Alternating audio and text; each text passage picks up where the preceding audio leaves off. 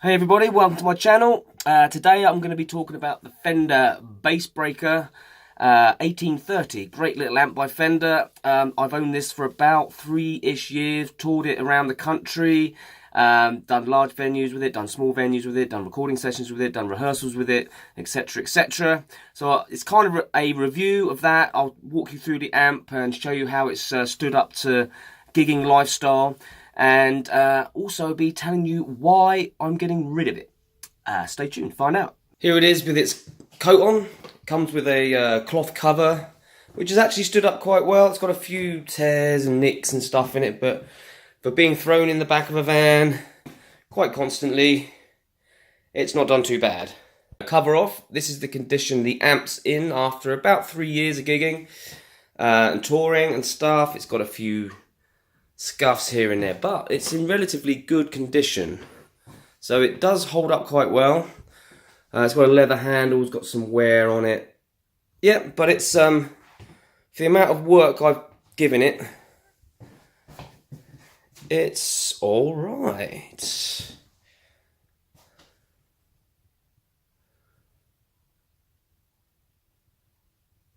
The amp is a 2x12, it's a 2-channel, one channel is a 30 watt, the other channel is an 18 watt. They say that the 30 watt is a black face design, circuitry, I don't know, and the 18 watt is brown face. They both have different tones, that's for sure. The 30 watt side has the tone stack, so you have the bass, middle, treble. I'll do a sound test a bit later, and the 18 watt side, which they're calling the drive side, but I'll explain that a bit later, is 18 watt and is just a volume and tone.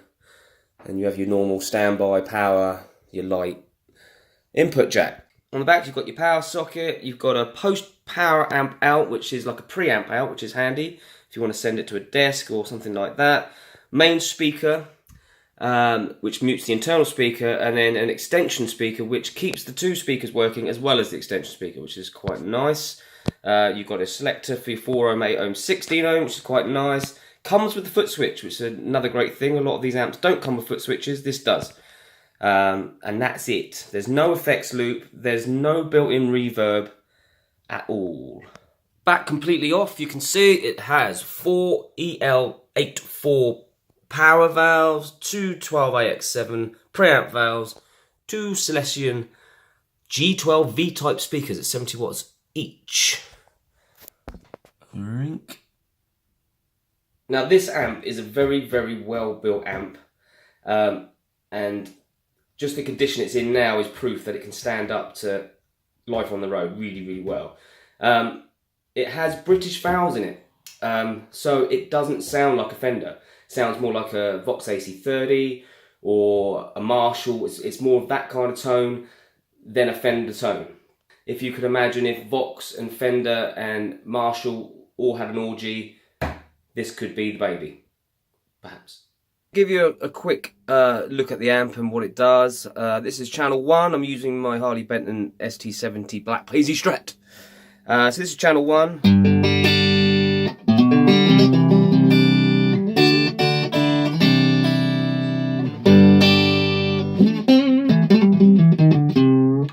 Quite nice, as a sparkle. You can get some sparkly tones out of it, it's quite sweet. Switch it to the second channel, which is the 18 watt, which is supposed to be the brown face. It's a lot darker.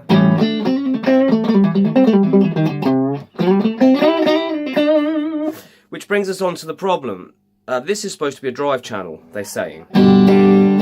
At the moment it's quite clean, and it's quite loud, even here. Bring this up to, what's that, 2?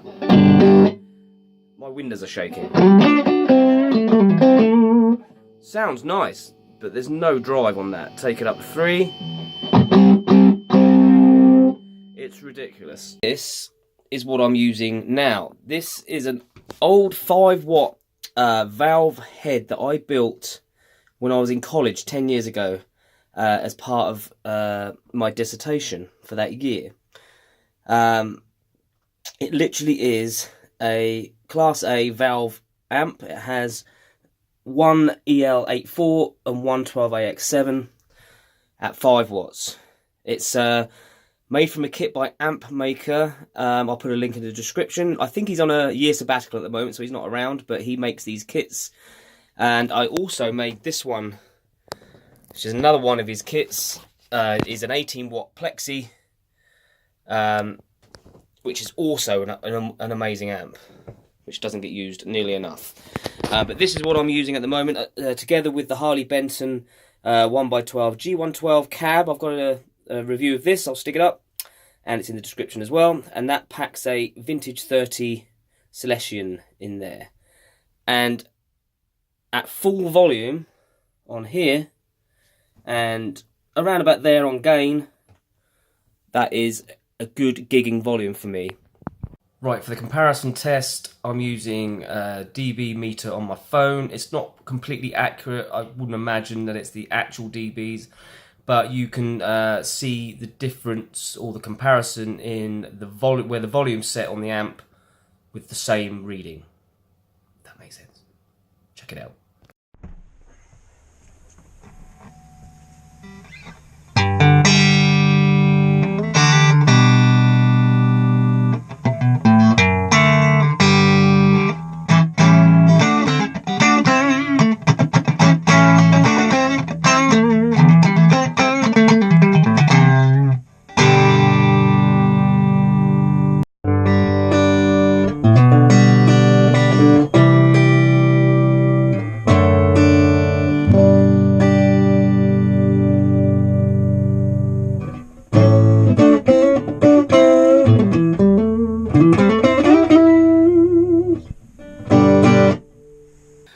So why did I buy this amp in the first place?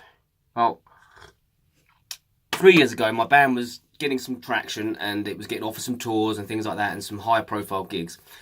And I wanted an amp that I could take on the road, that was robust, that would be reliable, that I didn't have to worry about because it would be brand new, so there's less chance of it causing me any problems, etc, etc. So I went and tried a lot of amps and I saw the Bassbreaker range in the shop. It was quite new at the time. I liked the way it looked. I tried them all out. I tried the 7 watt out, I tried the 45 watt out, I tried everything. I tried this one. This one for me gave the best tones. I like the fact it was a 2x12. I like the fact that it's, even though it is heavy, it's not back-breaking heavy. It is quite large, but so I bought it and I got a good deal on it and I got it on finance and I did all this thing and I toured with it, etc, etc. But soon found at sound checks and stuff like that, that sound engineers were telling me it's too loud, you've got to turn it down. The band couldn't hear themselves playing, it was too loud. I did a show with a guy called Davey Knowles a couple of years ago, and he needed to use my gear, and so I presented this amp to him. They sound checked with it. The band were complaining it was too loud. Sound engineer was complaining it was too loud. So he ended up having to turn it backwards on stage so the speaker was facing, away from the band and things like that. It is loud. It's a loud amp. Now, I'm not slagging this amp off at all. It is a good amp. Really well built, sounds quality, feels quality. Everything about it is really, really good, and I'm really happy for the price I paid, which is under £600. There's a link in the description if you want to go and have a look and buy it yourself, whatever.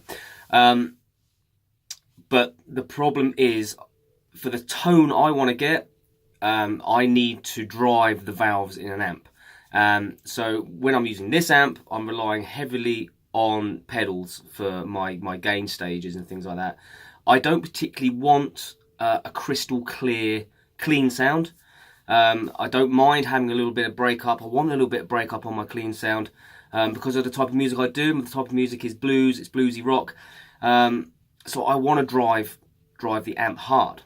Now, there's probably loads of you screaming at the screen right now going, no way, Brent, you can't use a 5 watt amp for gigging, no way. Well, here's this.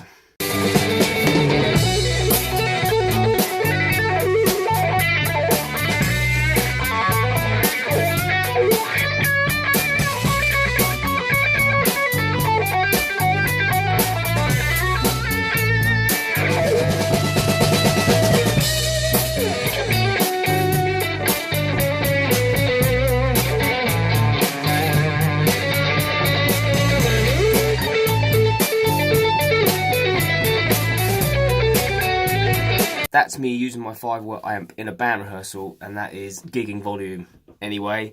What you got to remember is 5 watts is loud. And what you got to remember is that 5 watts doesn't determine the volume completely.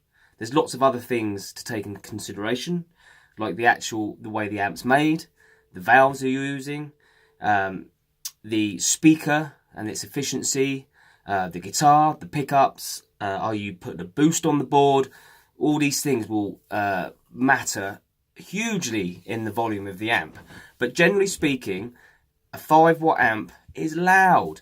A 30-watt amp is not 6 times louder than a 5-watt amp. To put it simpler, a 100-watt amp is only 3 decibels louder than a 50-watt amp. But like I said, it's complicated. 5 watts is enough if you want to drive the amp hard like that. My 18-watt is too loud as well. So 5 watt, perfect for me. For me.